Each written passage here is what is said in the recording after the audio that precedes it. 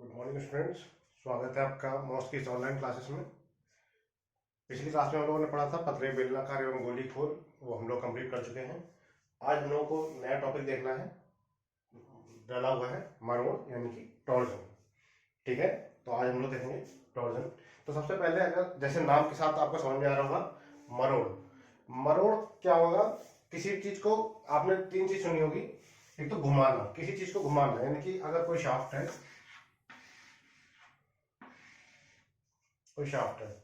इस पर मैं कुछ ऐसे बल लगा दूं, तो क्या मैं इसको कह सकता हूं मरोड़?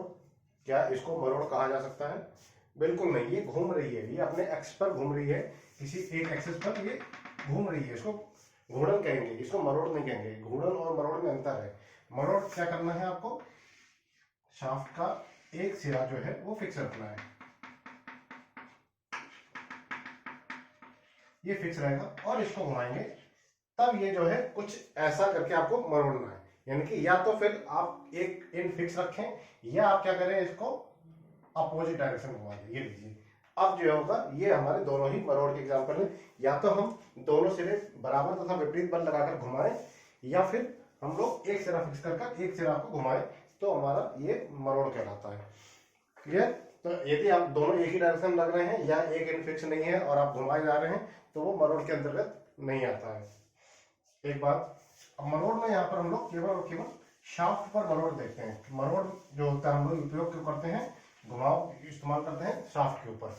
शाफ्ट जो होते हैं वो दो प्रकार की शाफ्ट होती है। एक होती है पारिषद शाफ्ट और एक होती है मशीन शाफ्ट। पारिषद शाफ्ट और मशीन शाफ्ट। पारिषद शाफ्ट क्या करती है? किसी भी टॉर्क को या किसी भी घुमाव को एक स्थान से दूसरे स्थान पर ट्रांसफर करने का कार्य करती है पारिषद शाफ्ट। यानी कि इस मरोड़ को, टॉर्जन को जो है एक स्थान से दूसरे स्थान पर ट्रांसफर। फॉर एग्जांपल यहाँ पर मैं मरोड़ कर रहा हूँ, इस मरोड़ को यहाँ तक पहुंचाना है। जैसे गाड़ी वगैरह में लगी रहती है शाफ्ट कि इंजन से लेके पिछले रेयर एक्सल तक के बीच में अगर उसको घुमाव पहुंचाना है, तो हम लोग एक एक्सल का प्रयोग करते हैं। ठीक है, वो भी एक प्रकार की जो है वो शाफ्ट होती है। और दूसरा होता है मशीन शाफ्ट। मशीन शाफ्ट जैसे आपको इंजन में लगी होती है, वो मशीन का ही पार्ट होता है। जैसे कैम शाफ्ट है, क्रैंक शाफ्ट है, ये सारी चीजें मशीन शाफ्ट होती हैं। तो अभी आज हम लोगों को क्या करना है? पारिषद शाफ्ट, यानी कि आपको ट्रांसपेरेंट शाफ्ट का ही हम लोग यहाँ पर अध्ययन करेंगे। इतनी बात समझ में आ गई होगी आपको। इसमें जो है ये जो चैप्टर है, ये कम से कम 5 नंबर देखे जाएगा, मिनिमम 5, और मैक्सिमम ये अगर 2 क्वेश्चन आ गए तो ठीक है, नहीं आ गए तो कम 7 नंबर तो कम से कम एक क्वेश्चन के साथ आपको 7 नंबर तो कम से कम देके जाएगा। इससे क्वेश्चन जो जो पूछे जाते हैं वो मैं आपको बताऊंगा। इसकी बहुत छोटा सा चैप्टर है, इसमें बहुत कम आपका सिलेबस है, और वही चीज आपको पूछी जाती है। एक तो इसका आपको पूछा जाता है कि मरोड़ के समीकरण पूछे जाते हैं, मरोड़ के समीकरण जो अभी मैं आपको कराऊंगा, और एक आध न्यूमेरिकल, अगर समीकरण नहीं आए तो एक आध न्यूमेरिकल आ जाता है। और इसके कुछ थ्योरीज आती है, थ्योरीज भी आपको नोट करनी है। थ्योरीज मैं आपको लिखवा दे रहा हूं। जैसे अब है शाफ्ट के पदार्थ का, शाफ्ट का पदार्थ तथा साइज। पदार्थ हमारा माइल्ड स्टील का बनता है, ये जो शाफ्ट होती है माइल्ड स्टील का बनता है। साइज की बात करें तो साइज जो होता है इसकी 25 mm से लेके 250 mm तक का इसका डायमीटर होता है। जो डायमीटर होता है 25 mm से लेके 250 mm तक का इसका डायमीटर होता है। एज पर रिक्वायरमेंट हम लोग इसको तैयार करवा सकते हैं। दो प्रकार की शाफ्ट होती है, एक खोखली शाफ्ट होती है और एक सॉलिड शाफ्ट होती है। एक होती है ठोस,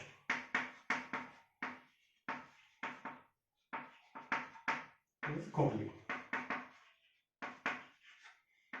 एक होती है खोखली शाफ्ट।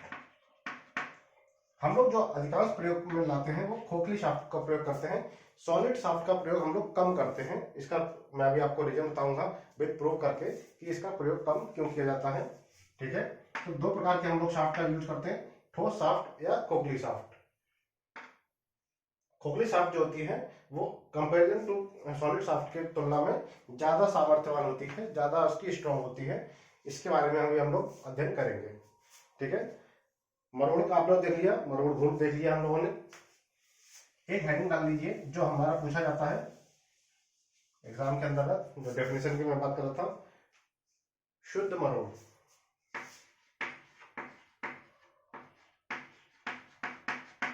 शुद्ध मरोड़।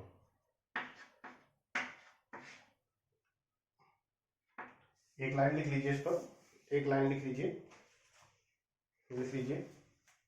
जब किसी शाफ्ट पर केवल मरोड़ घूर्ण ही कार्य करता है, जब किसी शाफ्ट पर केवल मरोड़ घूर्ण ही कार्य करता है या कार्य करता हुआ माना जाता है, या कार्य करता हुआ माना जाता है। मरोड़ घूर्ण अभी मैंने आपको समझा दिया कैसे होता है।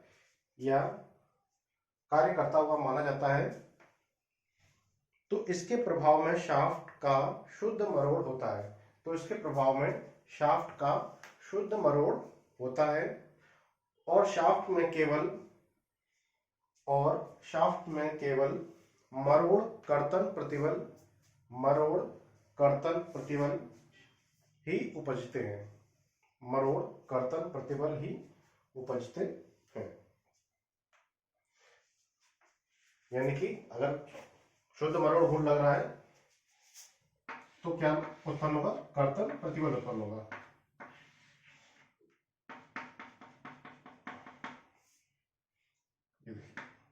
यदि मैं मरोड़ घूर्ण लगा रहा हूं, मरोड़ यानी मरोड़ उत्पन्न हो रहा है, तो उसमें क्या हो जाएगा? कर्तन प्रतिबल जो उत्पन्न होगा वो इसकी सतह पर होगा, इसकी सतह पर कर्तन प्रतिबल उत्पन्न होगा। अब इसमें जब हम लोग कोई भी अध्ययन करेंगे तो कुछ मान्यताएं हैं, उन मान्यताओं को आपको नोट कर लेना है। 4-5 पॉइंट हैं, ठीक है। उन मान्यताओं पर आप शाफ्ट तो आपकी ऐसे भी होगी, अगर हम ऐसी कोई शाफ्ट लगा दें तो ये भी एक हमारी शाफ्ट है, लेकिन हमारी जो कुछ मान्यताएं हैं उनके आधार पर ही हमको यहाँ पर अध्ययन करना है, उनसे बाहर नहीं जाना है। लिख लीजिए क्या क्या मान्यताएं हैं। पहली मान्यता जो है, लिखिए, शाफ्ट का पदार्थ पूर्ण लंबाई पर एक समान होना चाहिए। शाफ्ट का पदार्थ जो है, मेन की जो शाफ्ट है वो एक ही मटेरियल की बनी हुई होनी चाहिए। ऐसा नहीं है कि आपने ये शाफ्ट है लेकिन अलग अलग मटेरियल की बनी हुई है, तो ऐसा काम नहीं चलेगा। जो शाफ्ट है वो समान लंबाई पर समान पदार्थ की बनी हुई होनी चाहिए। पहली है कंडीशन। सेकंड कंडीशन है, मरोड़ के अंतर्गत, सेकंड कंडीशन है मरोड़ के अंतर्गत शाफ्ट की किन्हीं दो अनुप्रस्थ कांटों के बीच की दूरी, शाफ्ट के किन्हीं दो अनुप्रस्थ कांटों के बीच की दूरी, किन्हीं दो अनुप्रस्थ कांटों के बीच की दूरी स्थिर रहती है। स्थिर रहती है यानी कि क्या कह रहा है, ये दो अनुप्रस्थ काट हैं, एक दो, मैंने क्या किया, मरोड़ उत्पन्न किया। मरोड़ उत्पन्न करने के बाद भी ये जो डिस्टेंस है, फॉर एग्जांपल ये 2 मीटर है, जब रेस्ट पोजीशन पे थी तब ये 2 मीटर थी इनके बीच की दूरी। अब मरोड़ उत्पन्न होने के बाद भी ये जो दूरी है वो 2 मीटर ही रहनी चाहिए, ये ना ही कम होनी चाहिए ना ही बढ़नी चाहिए, ठीक है। ये कंडीशन है, यानी कि जो मरोड़ का जो कॉन्सेप्ट है वो शाफ्ट जो है वो इतना कम होता है कि उसको निगलेक्ट किया जा सकता है, बहुत ही कम। जो मरोड़ एंगल होता है वो एक्चुअल में बहुत ही कम होता है, ना के बराबर होता है। इसलिए ये जो दूरी है आपकी इक्वल होनी चाहिए। ऐसा नहीं है कि आपने मरोड़ दिया तो ये बिल्कुल छोटा हो गया, 2 से बाद 1 हो गया, तो वो शाफ्ट हमारी किसी काम की नहीं है। अगर आपने बिल्कुल इसको घुमा के उसको छोटा कर दिया तो ये हमारे किसी काम की नहीं होगी शाफ्ट, उस पर हम लोग अध्ययन नहीं कर पाएंगे। यानी कि शाफ्ट जो है वो मजबूत होनी चाहिए, तभी ये जो डिस्टेंस है वो कॉमन रहेगी, इक्वल रहेगी, ये कहा जा रहा है। थर्ड है, शाफ्ट के प्रत्येक काट की अनुप्रस्थ काट, शाफ्ट के प्रत्येक काट की अनुप्रस्थ काट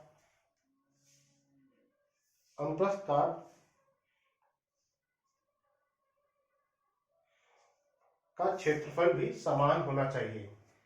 प्रत्येक काट के अनुप्रस्थ काट का क्षेत्रफल, यानी कि यहाँ का क्षेत्रफल जो है और यहाँ का जो क्षेत्रफल है वो इक्वल होना चाहिए। ऐसा नहीं कि यहाँ पर शाफ्ट ज्यादा बड़ी है, यहाँ पर पतली है या फिर बड़ी हो गई, ऐसा नहीं होना चाहिए। शाफ्ट के प्रत्येक काट पर जो अनुप्रस्थ काट का क्षेत्रफल है वो इक्वल होना चाहिए, समान होना चाहिए।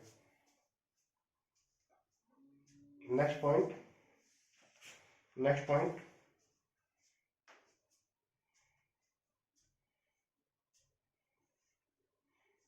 नेक्स्ट पॉइंट,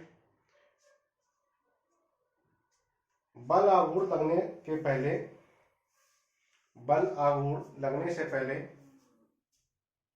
शाफ्ट की कोई भी वृत्तीय, शाफ्ट की कोई भी वृत्तीय समतल अनुप्रस्थ काट, समतल अनुप्रस्थ काट,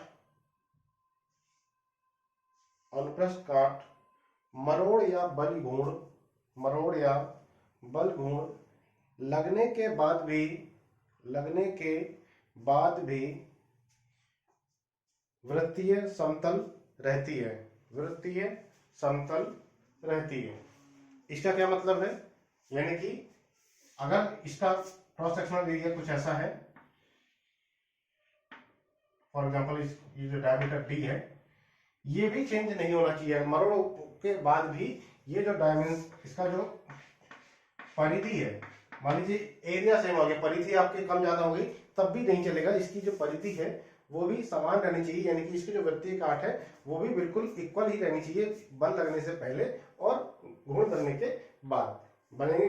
जो आपका जो शेयर फोर्स लग रहा है उससे पहले और उसके बाद, दोनों ही कंडीशन में ये जो डी है या सर्कमफ्रेंस है वो इक्वल रहना चाहिए, बराबर होना चाहिए।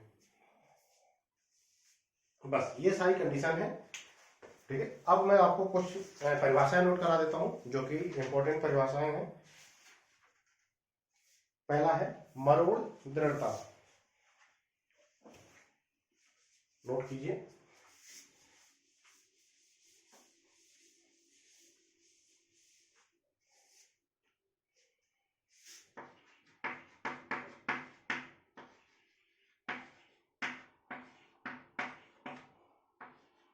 मरोड़ दृढ़ता,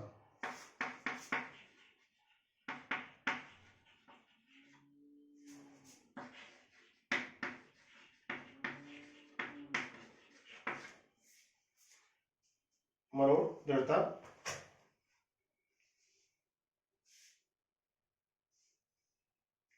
torsional rigidity, torsional rigidity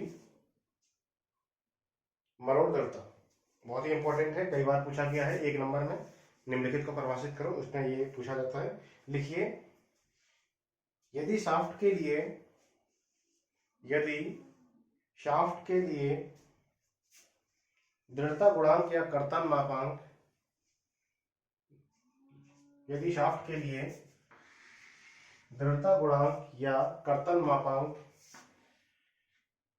capital G, capital G हो, कैपिटल जी हो तथा उसकी काट का ध्रुवीय जड़त्वाघूर्ण, उसकी काट का ध्रुवीय जड़त्वाघूर्ण, अभी नोट कर लीजिए, बताता हूं क्या ध्रुवीय जड़त्व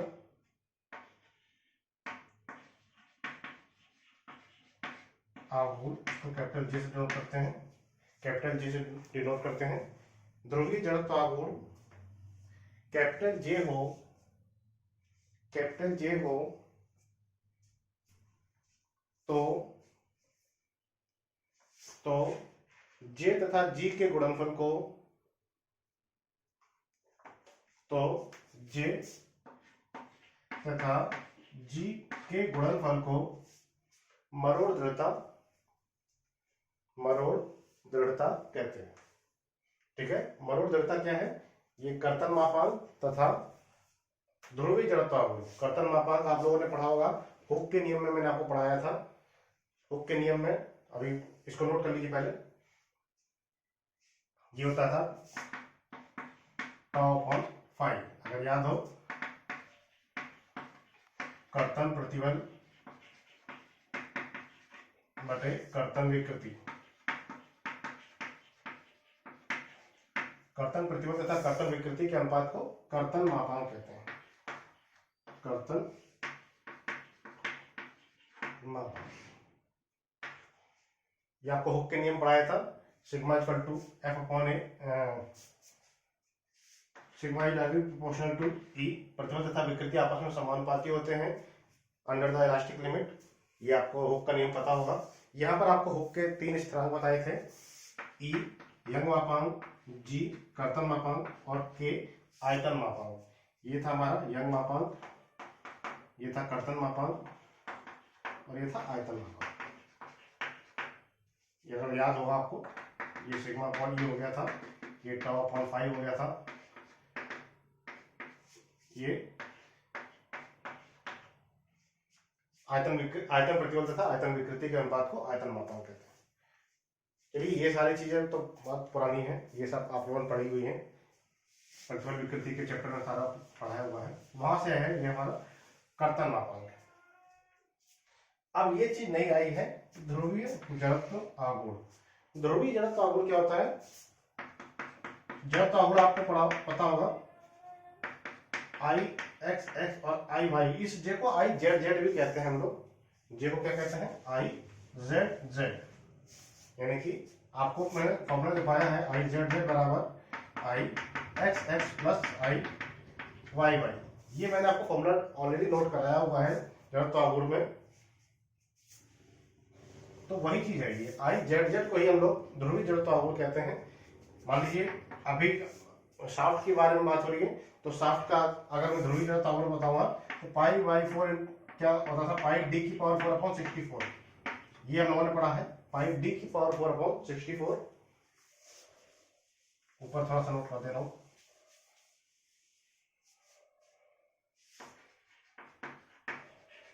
ध्रुवीय जड़त्व आघूर्ण, पोलर मोमेंट ऑफ इनर्शिया। इसको हम लोग कैपिटल जे से डिनोट करते हैं, कैपिटल जे।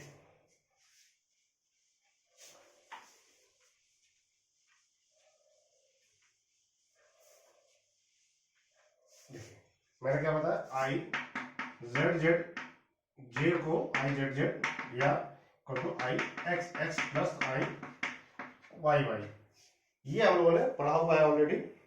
जो कि शाफ्ट की बात चल रही है तो शाफ्ट के लिए हो जाएगा पाई डी की पावर 4 अपॉन 64 प्लस इसका एक्स और वाई दोनों होते हैं वो समान होते हैं।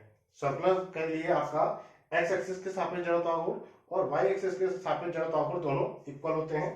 तो ये आ गया हमारा 2 पाई डी की पावर 4 अपॉन 64। इसको मैं लिख सकता हूँ पाई डी की पावर 4 अपॉन 32।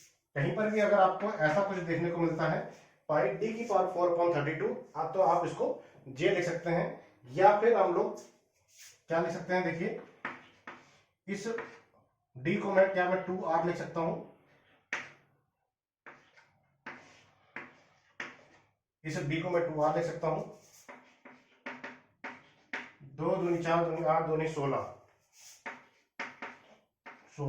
r की पावर 4 अपॉन 32, या मैं इसको लिखता हूं पाई r पावर 4 बाई 2। एक ही बात है, एक ही बात है, या ऐसा हो या ऐसा हो, आपको यहां पर ध्यान रखना है। ये पाई डी की पावर 4 अपॉन 32 लिखा हो या पाई आर की पावर 4 अपॉन 2 लिखा हो, बात एक ही है। इन दोनों का जो मान है इक्वल है। तो यहाँ पर आपको पहचानने में थोड़ी सी आसानी रहेगी। ये डी के फॉर्म में है और ये आर के फॉर्म में है, बस इतना अंतर है। तो ये हो गया हमारा ध्रुवीय जड़त्व आघूर्ण यानी पोलर मोमेंट ऑफ इनर्शिया। इसको नोट कर लें, ध्रुवीय जड़त्व आघूर्ण यानी कि पोलर मोमेंट ऑफ इनर्शिया।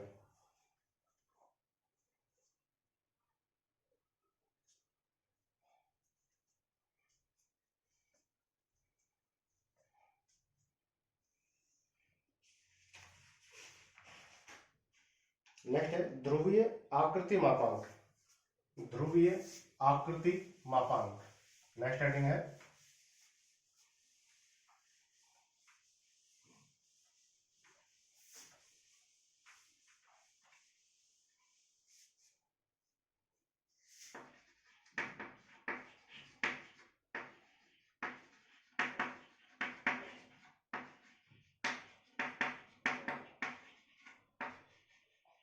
ध्रुवीय आकृति मापांक यानी कि पोलर मॉडुलस ऑफ सेक्शन।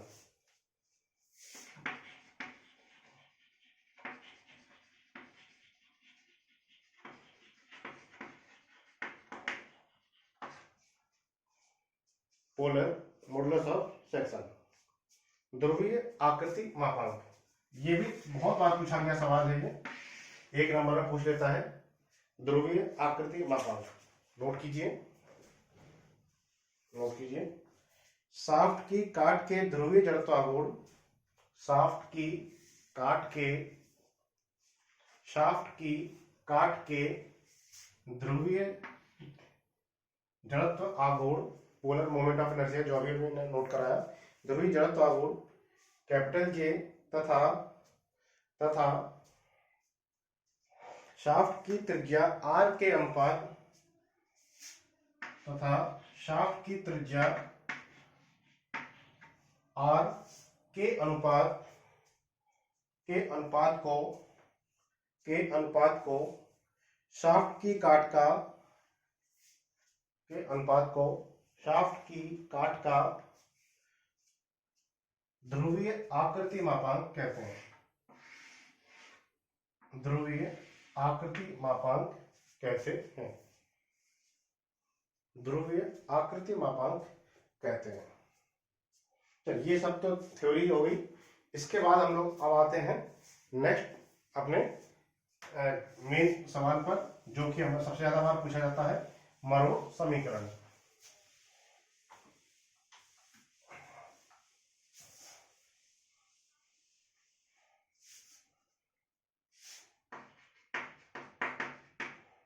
मरोड़, इसी से आपके सारे न्यूमेरिकल सॉल्व होंगे और ये प्रूविंग के लिए पूछे। टॉर्जन इक्वेशन अब हम लोग देखेंगे, most important torsion equation. Torsion equation से पहले आपको एक फिगर ड्रॉ कर लीजिए।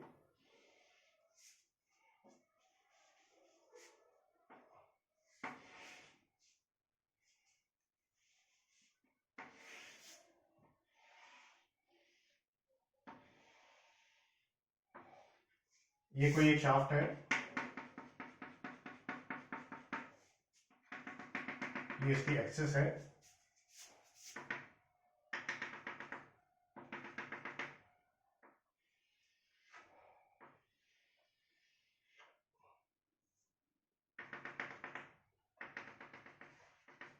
ये इसका साइड व्यू है और ये इसका फ्रंट व्यू है।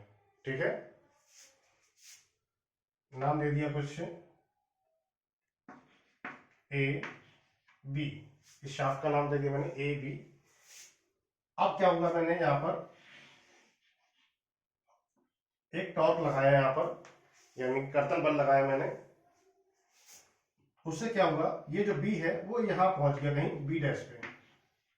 बी की जो पोजीशन है वो बी डैश पे आगे इतना ज्यादा नहीं होता है, वो मैंने आपको केवल समझाने के लिए इतना ज्यादा लिख दिया। वो बहुत ही हल्का होता है, बहुत ही कम होता है।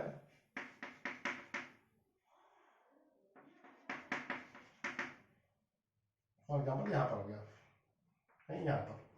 ठीक है, ये जो एंगल बना है इसको कहते हैं हम लोग फाई।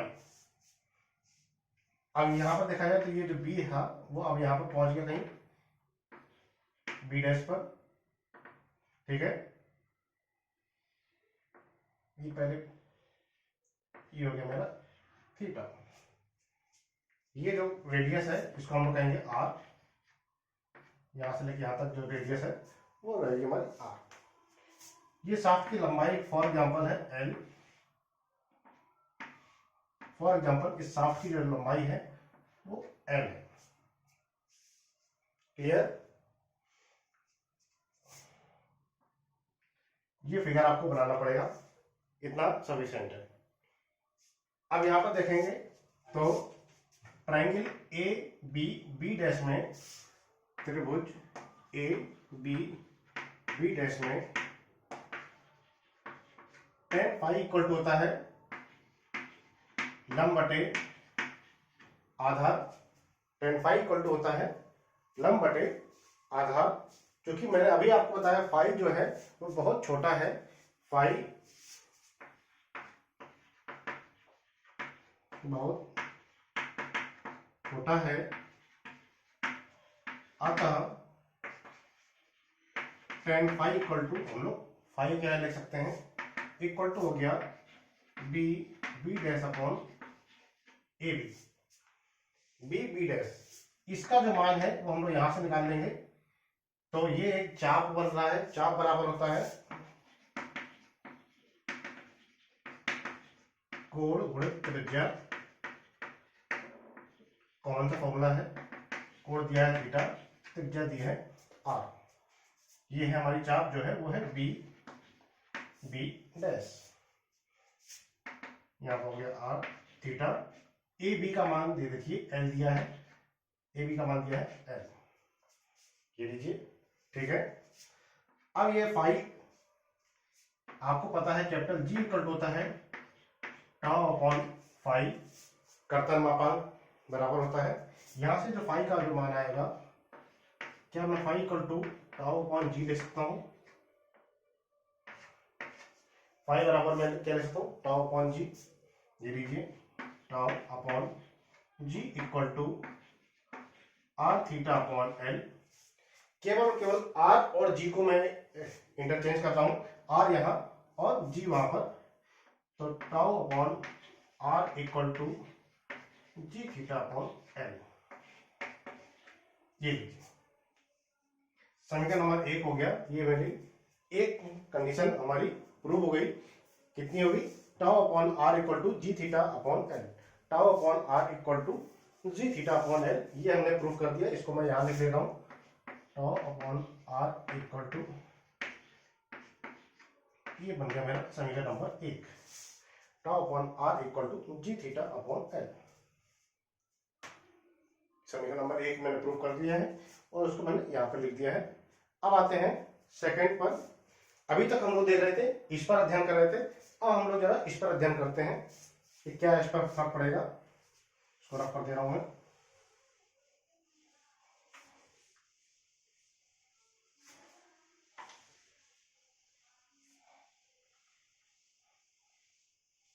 फिर से बना देता हूं, कोई दिक्कत।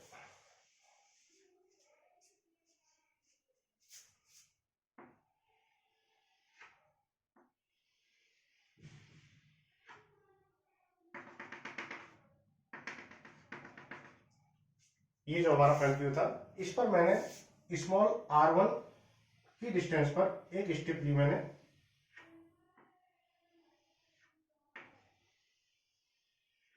रेडियस है r1 रेडियस पर मैंने एक स्टेप ली है, जिसकी जो मोटाई है वो dr है, dr1 हो जाएगा। ये लीजिए। अब मुझे यहां पर क्या निकालना है, मुझे टॉर्क निकालना है, और टॉर्क बराबर होता है force into perpendicular distance, force into perpendicular distance. और मुझे फोर्स पता नहीं है। फोर्स निकालने के लिए मेरे पास पता होना चाहिए, यहाँ पर बल का मान पता होना चाहिए। वो देखिए कैसे निकलेगा। अब एक बात देखिए, जो जो टॉर्क का मान है, जो टाउ का मान है, यानी कर्तन प्रतिबल का मान यहाँ पर सबसे अधिक होता है और धीरे धीरे वो कम होता जाता है और यहाँ पर हो जाता है 0।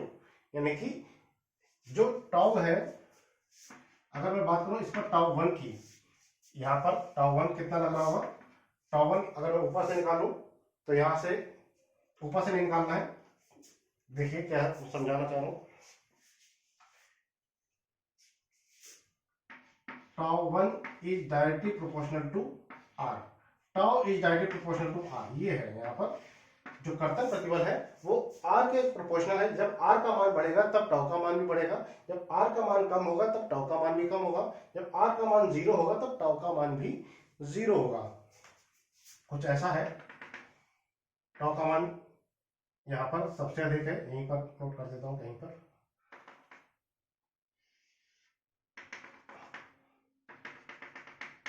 अगर मैं बात करूं तो टाउ का मान यहाँ पर सबसे अधिक है, फिर कम होता गया होता गया होता गया होता गया होता गया और यहाँ पर आ गया 0। फिर यहाँ पर ये देखिए दूसरी दिशा में लगेगा, डायरेक्शन रिवर्स हो जाती है यहाँ पर, क्योंकि जब अपोजिट लगेगा तभी तो हम लोग उसको घुमा सकते हैं।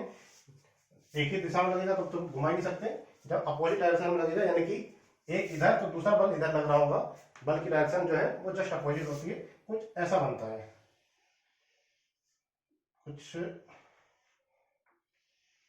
ऐसा। अब तक समझ में आ गया होगा। यानी कि जब जब r का मान बढ़ेगा तभी टाउ का मान बढ़ेगा, जब r का मान कम होगा तभी टाउ का मान भी कम होगा। यानी कि ये जो टाउ का मान है वो विथ रिस्पेक्ट टू आर जो है वो जस्ट प्रोपोर्शनल है, यानी कि tau is directly proportional to R है। अगर मैं बात करूं टाउ 1 अपॉन R1 तो वो बराबर होगा टाउ 2 अपॉन R2, जो अनुपात होगा वो इक्वल होगा equal to tau upon R के। क्लियर? यानी कि टाउ 1 अपॉन R1 का अनुपात, टाउ 2 अपॉन R2 का अनुपात, टाउ 3 अपॉन R3 का अनुपात and so on tau upon R का अनुपात, ये सारे के सारे जो अनुपात है वो इक्वल होंगे, बराबर होंगे। यानी कि टाउ 1 अपॉन R1 मैं लिख सकता हूं टाउ अपॉन R, यहां से मेरा टाउ 1 का जो मान निकला वो निकला tau upon R into R1, tau upon R into R1। Clear? ये हमारा टाउ 1 का मान निकल गया। इसको भी नोट कर लेता हूं।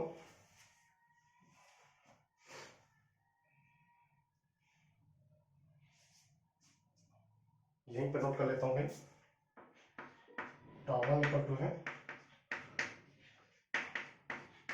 R1, इसको मैंने नोट कर लिया वहां पर।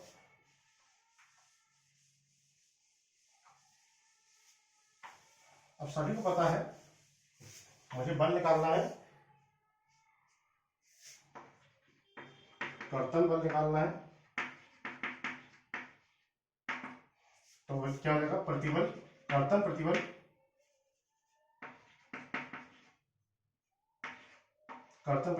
गुण क्षेत्रफल, कर्तन प्रतिबल गुण क्षेत्रफल, ये होता है कर्तन प्रतिबल गुण क्षेत्रफल। यानी कि F equal to sigma into A, sigma equal to F upon A, ये कॉमन सा फॉर्मूला है हमारे पास। सिग्मा इक्वल टू बल बटे अनुप्रस्थ काट का क्षेत्रफल, या तो बल निकालना है तो प्रतिबल गुण क्षेत्रफल होता है, सभी को पता है। यहाँ पर साधारण प्रतिबल होगा तो साधारण बल निकलेगा, और कर्तन प्रतिबल निकलेगा तो कर्तन बल लगेगा। यहाँ पर F1 की मैं बात कर रहा हूँ, जो F1 जो लग रहा है यहाँ पर टाउ 1 पे लग रहा है, इस वाले क्षेत्र की मैं बात कर रहा हूँ। तो प्रतिबल क्या है मेरा, ये है tau upon R into R1 into क्षेत्रफल, क्षेत्रफल क्या है इसका 2 पाई R1, ये तो परिधि हो गया, इंटू dr, 2 पाई R1 इंटू dr, ये हो गया इसका क्षेत्रफल। ये देखिए क्या बना, टाउ अपॉन R इंटू 2 पाई R1 स्क्वायर इंटू dr, ये F1 निकल कर आ गया। इस यदि F1 को मैं इंटीग्रेट कर दूं, यहां से लेके यहां तक मैं इंटीग्रेट कर दूं 0 से लेके R तक, तो मेरा क्या निकल कर आ जाएगा, टोटल फोर्स निकल कर आ जाएगा है, पहले इतना नोट कर लीजिए, tau upon R into R1 square into dr। अभी F1 पर ही, इस पर हम लोग क्या करते हैं, टॉर्क निकाल लेते हैं, यानी कि मरोड़ का मान निकाल देते हैं। इस पर हम लोग मरोड़ का मान निकाल देंगे, उसको इंटीग्रेट कर देंगे, बात एक ही है।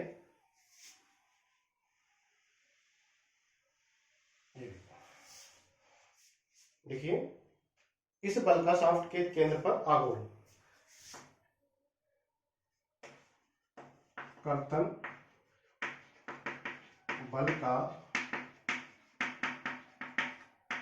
शाफ्ट के केंद्र पर आघूर्ण, यहाँ कितना आएगा T1। अब M1 नहीं आएगा, M आघूर्ण अलग होता है, अभी जो हो रहा है वो मरोड़ की बात हो रही है, तो यहाँ पर आएगा T1।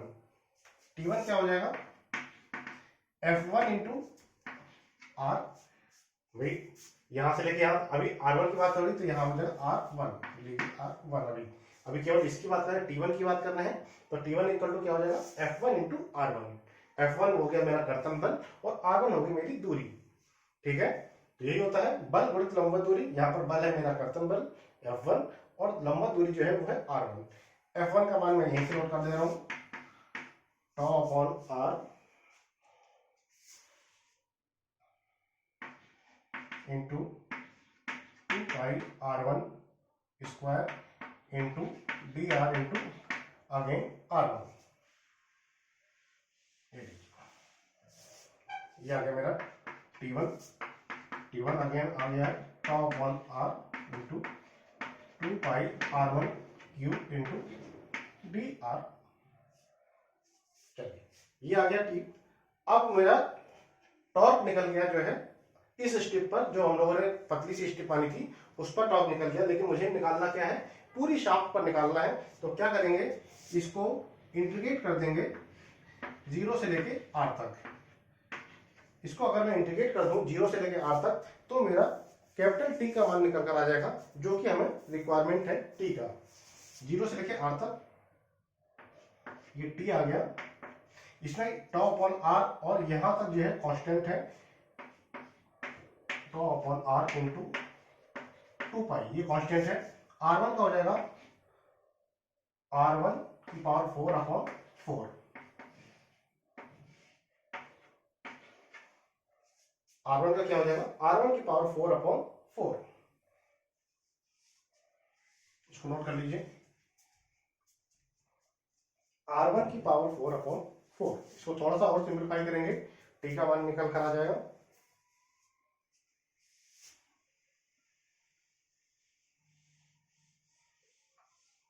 देखिए क्या आ रहा है, t equal to tau upon r into 2 pi, ये 0 से लेकर r तक जाएगा तो क्या बचेगा, यहाँ r की पावर 4 अपॉन 4 होगा, r की पावर 4 अपॉन 4 लिख सकते हैं। ये कट गया मेरा 2 से,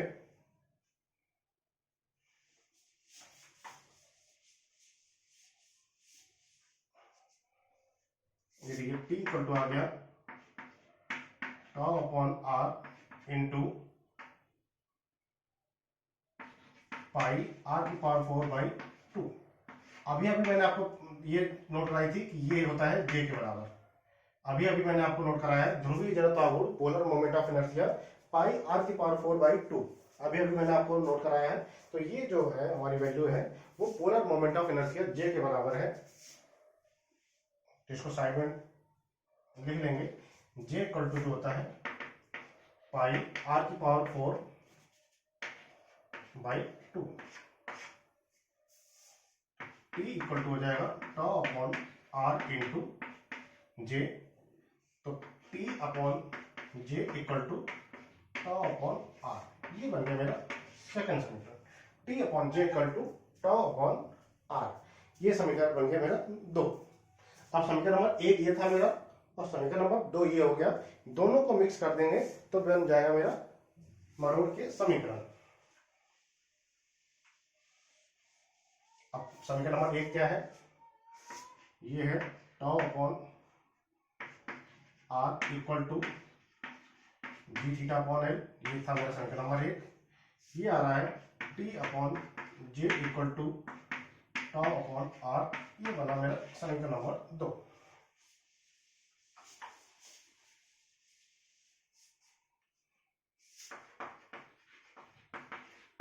एक व 2 से, समीकरण नंबर 1 व 2 से तो हम लोग लिख सकते हैं टी टॉ अपॉन आर, ये देखिए कांस्टेंट है यानी कि दोनों कॉमन है, T upon J equal to tau upon are equal to ji theta upon,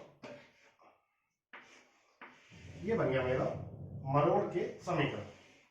मरोड़ के समीकरण ये मेरा बन गया और ये बहुत बार पूछा जाता है, मरोड़ के समीकरण को सिद्ध कीजिए। तो ये आपका पूरा 5 नंबर का क्वेश्चन बना है, T upon J equal to tau upon are equal to ji theta upon L. इसमें आपको इतना प्रूव करने के बाद आपको ये भी बताना पड़ेगा यहाँ पर टी क्या है, जे क्या है, टाउ क्या है, आर क्या है, जी क्या है, थीटा क्या है और एल क्या है। ये सारी चीजें आपको बतानी होंगी। टी क्या है, यहाँ पर मरोड़ है, मरोड़ घूर्ण जिसे कहते हैं हम लोग, तो ये मरोड़ घूर्ण हो गया। जे क्या है, यहाँ पर ध्रुवीय जड़त्व आघूर्ण है, पोलर मोमेंट ऑफ इनर्शिया है, ये हो गया ध्रुवीय जड़त्व आघूर्ण हो गया। टाउ क्या है, यहाँ पर कर्तन प्रतिबल है, टाउ का क्या है, यहाँ पर कर्तन प्रतिबल है। आर क्या है, शाफ्ट की त्रिज्या है, शाफ्ट की त्रिज्या। जी क्या है, यहाँ पर जी कर्तन मापांक, इसको कहते हैं कर्तन मापांक कहते हैं, इसको कर्तन मापांक है जी।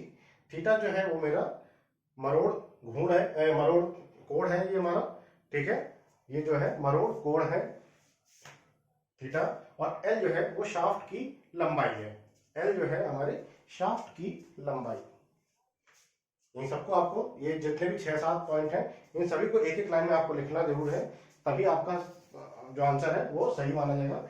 मरोड़ घूर्ण T, polar moment of inertia J, कर्तन प्रतिबल टाउ, शाफ्ट का त्रिज्या आर, कर्तन मापांक जी, ये मरोड़ कोण यानी कि थीटा, और ये हमारा एल शाफ्ट की लंबाई। एल जो है वो हमारी शाफ्ट की लंबाई है। नोट कर लिया सभी ने? शाफ्ट की लंबाई।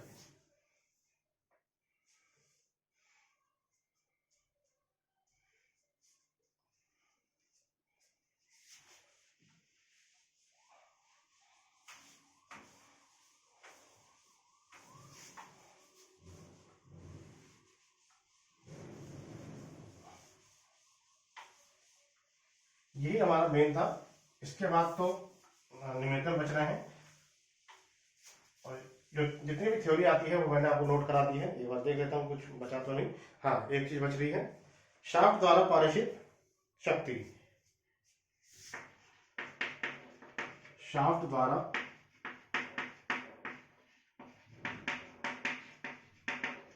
पारित शक्ति।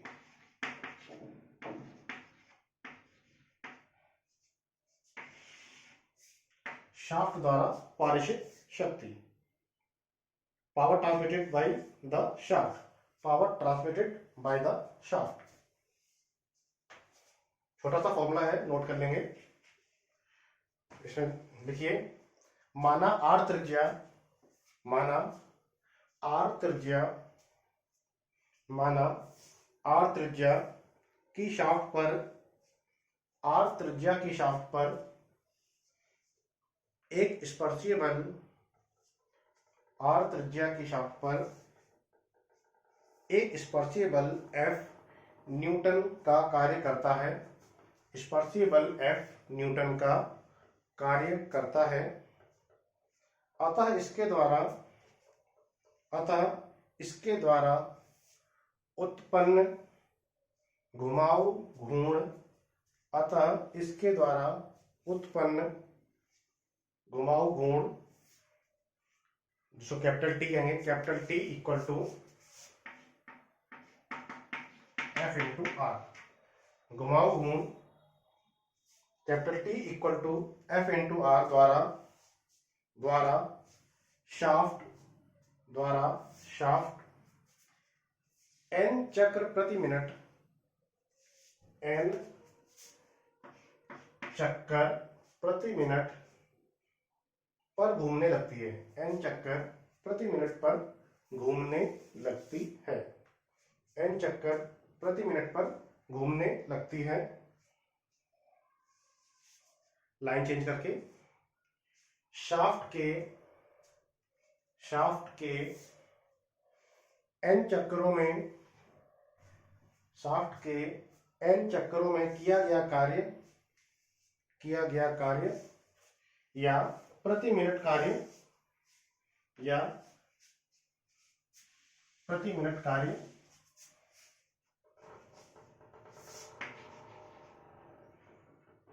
किया गया कार्य टू क्या हो जाएगा, एफ इंटू इसकी क्षेत्रफल कितना हो जाएगा, पाई टू डी या 2 pi R, 2 pi R into N. N चक्कर में किया जाए कार्य, ये हो जाएगा F into 2 pi R into N. 2 pi R. अब एफ इंटू आर, अभी मैंने आपको बताया टी हो जाता है, एफ इंटू आर क्या हो जाता है, टी हो जाता है। तो इसको मैं क्या लिखता हूं, 2 पाई एन टी, 2 पाई एन टी। ये प्रति मिनट कार्य है, इसका जो न्यूटन मीटर प्रति मिनट, न्यूटन मीटर प्रति मिनट, न्यूटन मीटर प्रति मिनट। इसका जो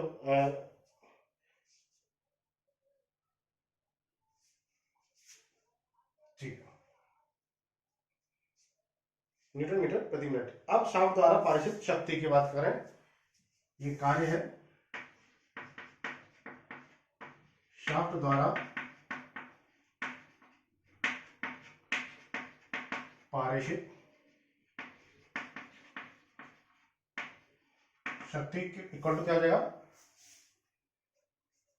शक्ति जो है 2 पाई एन टी, 2 पाई एन टी अपॉन 60। 60 क्यों? क्योंकि इसको मिनट को मैंने बस सेकंड कर दिया है, मिनट को क्या कर दिया है, सेकंड कर दिया है, न्यूटन मीटर प्रति सेकंड हो गया, ये न्यूटन मीटर पर सेकंड।